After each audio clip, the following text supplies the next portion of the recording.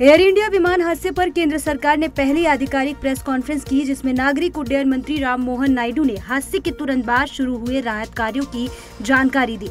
उन्होंने बताया कि गुजरात सरकार और एयर ट्रैफिक कंट्रोल ने मिलकर त्वरित कार्रवाई की है।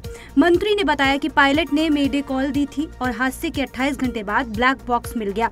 ब्लैक बॉक्स का डेटा विभिन्न एजेंसियों द्वारा विश्लेषण किया जा रहा है।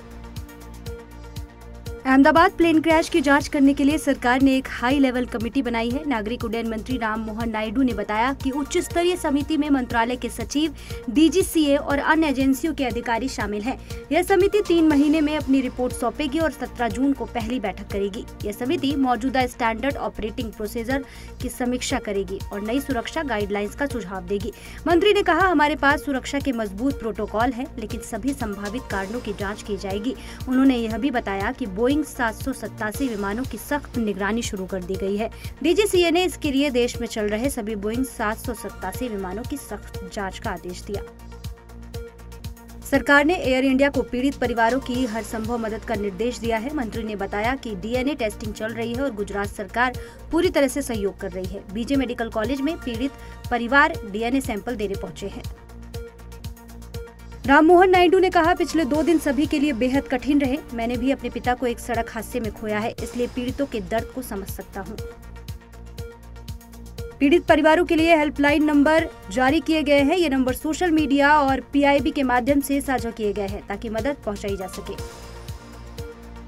मणिपुर में पुलिस और सुरक्षा बलों ने 13 से 14 जून 2025 की रात सर्च ऑपरेशन में 328 हथियार, हजारों गोलियां, ग्रेनेड और डेटोनेटर बरामद किए। घाटी के 5 जिलों में छापेमारी के बाद 151 SLR, 65 इंसास, 6 AK-47 सहित कई हथियार मिले। पुलिस को खुफिया जानकारी मिली थी कि कुछ इलाकों में भारी मात्रा में हथियार छिपाए गए हैं, जिसके बाद पुलिस सेना, CAPF और असम राइफल्स की टीमों ने एक साथ छापेमारी की। महाराष्ट्र के अहमदनगर स्थित प्रसिद्ध शनि शिंगणापुर देवस्थान ट्रस्ट ने अनुशासनहीनता के आरोप में 167 कर्मचारियों को बर्खास्त कर दिया, जिनमें 114 मुस्लिम कर्मचारी शामिल हैं। हिंदू संगठनों ने मुस्लिम कर्मचारियों को हटाने की मांग की थी। उनका कहना था कि अगर ऐसा नहीं हुआ तो 14 जून 2025 को मंदिर के बाहर पूरे हिंदू समुदाय द्वारा उसके विरोध में रैली निकाली जाएगी। हालांकि ट्रस्ट ने कहा कि यह फैसला कर्मचारियों की अनियमितता और अनुशासनहीनता के कारण लिया गया है। प्रवर्तन निदेशालय ने छत्तीसगढ़ के 2161 करोड़ के शराब घोटाले की जांच में शनिवार को बड़ी कार्रवाई की। ईडी ने पूर्व आबकारी मंत्री कवासी लखमा का रायपुर स्थित मकान, सुकमा में कांग्रेस भवन और उनके बेटे हरीश कवासी का घर जब्त कर लिया है। रिपोर्ट्स के अनुसार ईडी ने कुल 6.15 करोड़ की संपत्ति जब्त की है। ईडी ने कहा कि यह कार्रवाई शराब घोटाले से जुड़े अवैध लेन देन के सबूतों के आधार पर की गई है। कवासी लखमा और हरीश इस मामले में जेल में है। यह घोटाला भूपेश बघेल सरकार के कार्यकाल में हुआ था। कांग्रेस ने इसे राजनीतिक प्रतिशोध बताया है। पवित्र केदारनाथ धाम में इस साल श्रद्धालुओं का जनसैलाब उमड़ रहा है। 2 मई को कपाट खुलने के बाद से अब तक 10 लाख से अधिक भक्त बाबा केदार के दर्शन करने पहुंच चुके हैं।